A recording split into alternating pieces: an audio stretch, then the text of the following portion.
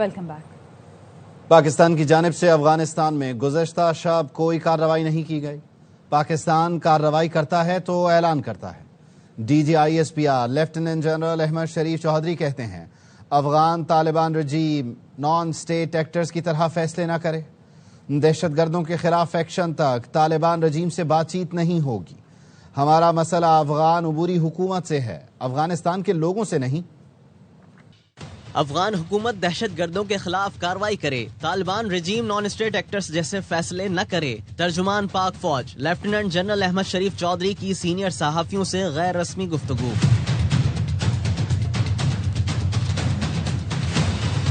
D G I S P R نے واضح اور دو ٹوک انداز میں کہا دہشت گردوں کے خلاف ایکشن تک افغان طالبان رجیم سے کسی قسم کی بات چیت نہیں ہوگی۔ ہماری نظر میں کوئی گڈ اور بیڈ طالبان نہیں، خود کش حملے کرنے والے سب افغان شہری ہیں۔ خوارج دہشت گردی کے لیے افغانستان میں چھوڑا گیا امریکی اسلحہ استعمال کرتے ہیں۔ ترجمان پاک فوج کا کہنا تھا 2021 سے 2025 تک ہم نے افغان حکومت سے بار بار مذاکرات کیے۔ افغان طالبان رجیم کب تک عبوری حکومت رہے گی؟ ہمارا مسئلہ افغان عبوری حکومت سے ہے، وہاں کے عوام سے نہیں۔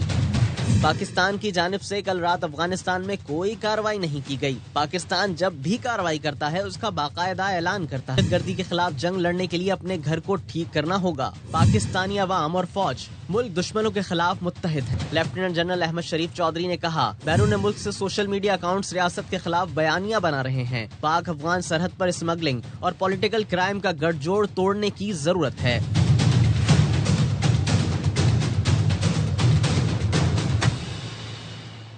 اسلام آباد کچہری خودکش حملے کی منصوبہ بندی افغانستان میں موجود نور ولی محسود نے کی۔ تحریک طالبان افغانستان نے کالعدم ٹی ٹی پی کے ساتھ مل کر خودکش حملہ کیا۔ وزیر اطلاعات عطا طارق کہتے ہیں ساجد اللہ عرف شینا افغانستان سے تربیت یافتہ اور خودکش بمبار کا ہینڈلر تھا۔ ساجد نے محمد زالی اور کامران خان کو ہائر کیا۔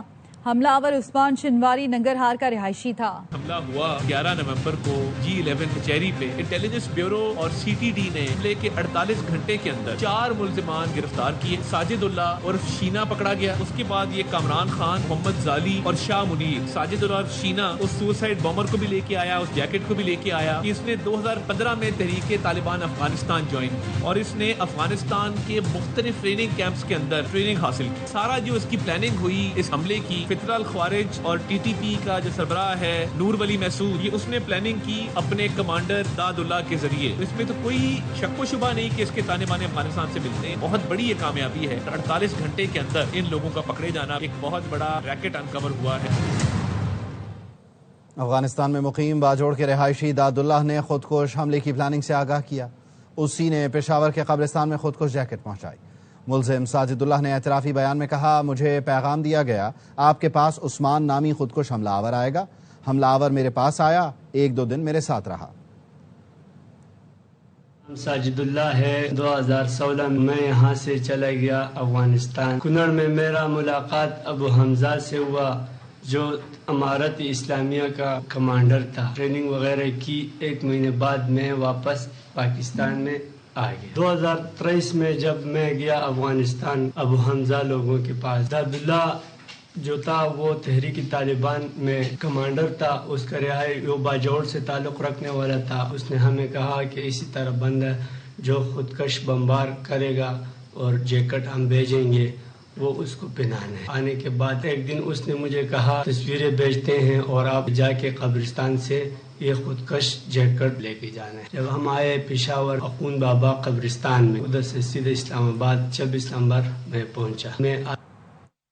خبریں اور بھی ہیں لیکن یہاں وقت ہوا ہے ایک بریک کا۔ Welcome back. پشاور کے FCA ہیڈ کوارٹرز پر دہشت گردوں کا حملہ کیسے ناکام بنایا گیا، تفصیل بتا رہے ہیں ہمارے نمائندے عدنان طارق۔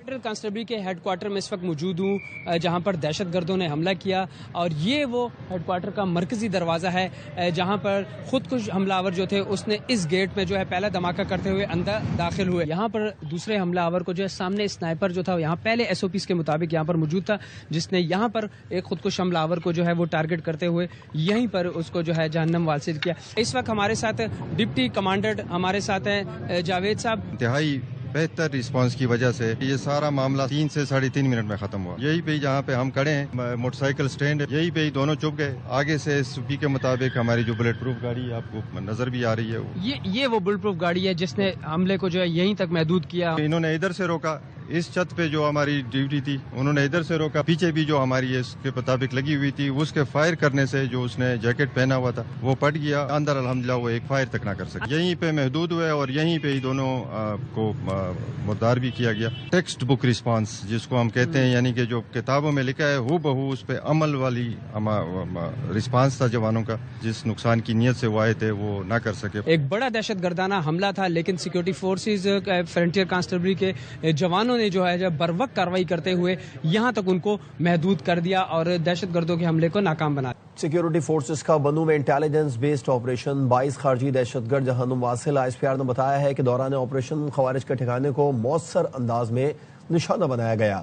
شدید فائرنگ کا تبادلہ ہوا جس میں 22 ملک دشمن مارے گئے.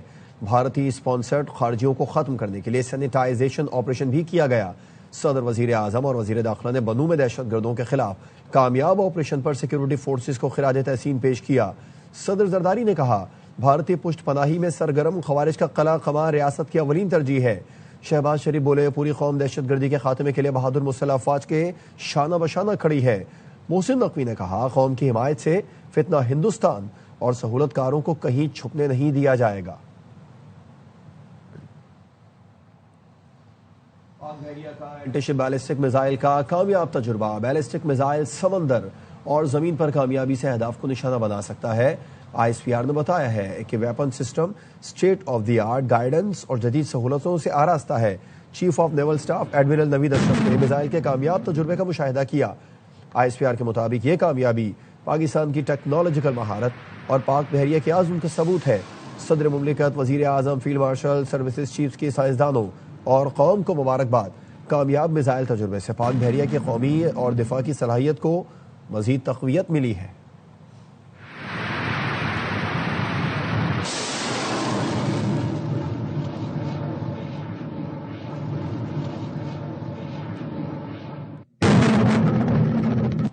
Chairman joint chiefs of staff committee general Sahir Shamshad Mirza کی الوداعی ملاقاتیں.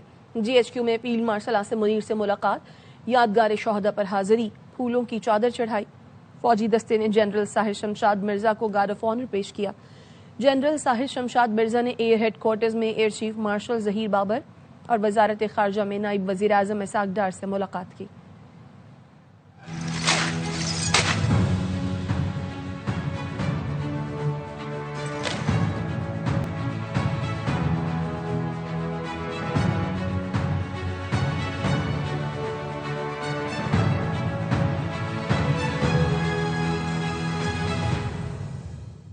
Chairman joint chief of staff committee general Sahir Shamshad Mirza کا GHQ کا الوداعی دورہ. فیلڈ مارشل سید عاصم منیر سے ملاقات.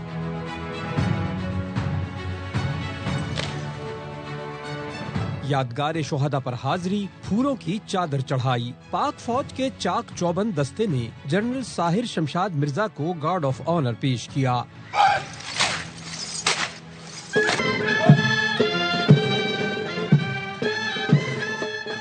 فیلڈ مارشل سید عاصم منیر نے جنرل ساحر شمشاد کی قیادت اور مسلح افواج کے لیے خدمات کو سراہا. فیلڈ مارشل نے کہا جنرل ساحر نے تینوں مسلح افواج کے درمیان مضبوط رابطوں میں اہم کردار ادا کیا. جنرل ساحر شمشاد مرزا نے ایئر ہیڈ کوارٹرز کا بھی دورہ کیا جہاں انہیں سلامی پیش کی گئی. Air chief marshal Zaheer Babar Sidhu نے شاندار خدمات پر خراج تحسین پیش کرتے ہوئے کہا جنرل ساحر شمشاد مرزا نے قومی دفاع میں اہم کردار ادا کیا.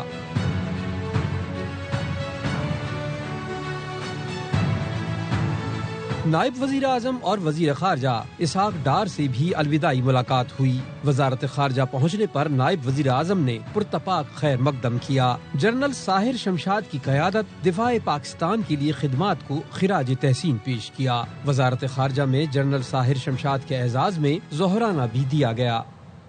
خبریں اور بھی ہیں آپ تک پہنچائیں گے بریک کے بعد. ہمارے ساتھ رہیے.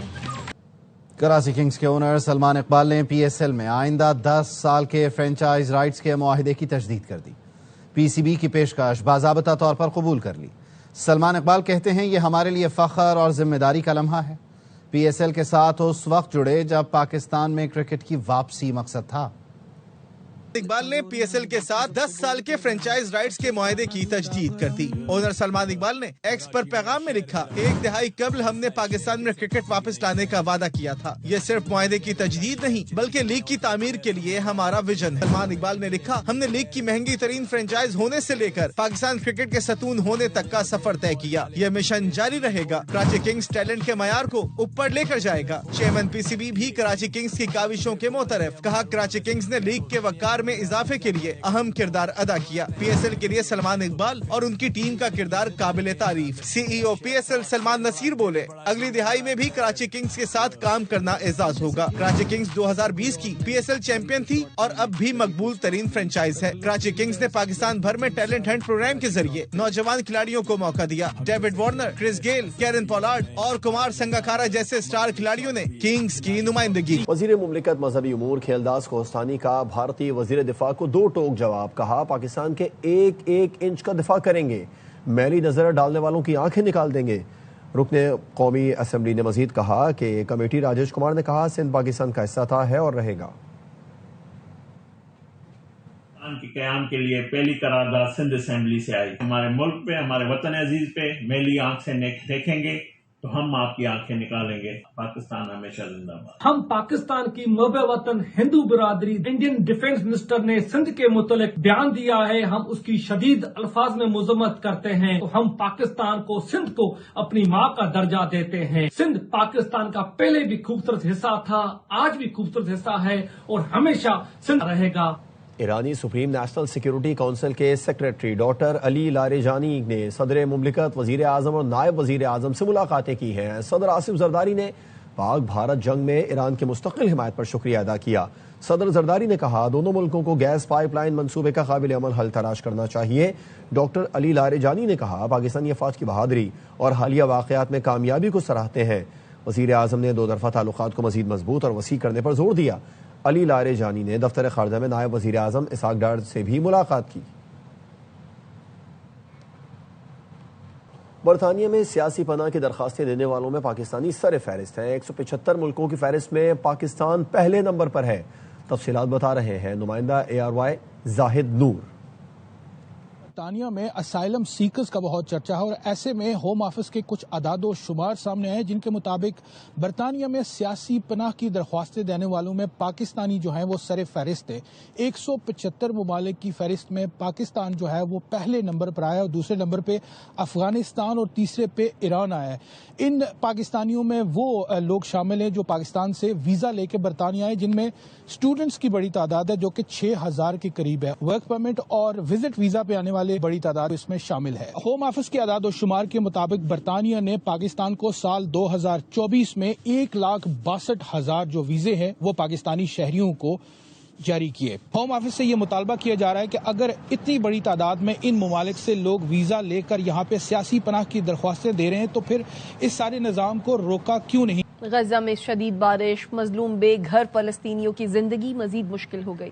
پناہ گزین کیمپوں میں پانی بھر گیا، رضائیاں، کمبل سمیت بچا کھچا سامان پانی کی نظر ہو گیا۔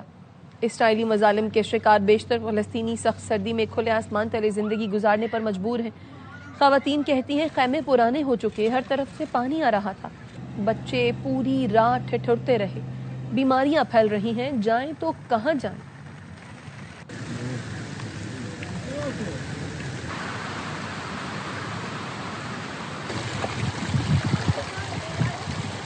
اب تک کے لیے اتنا ہی، دیکھتے رہیے ARY نیوز۔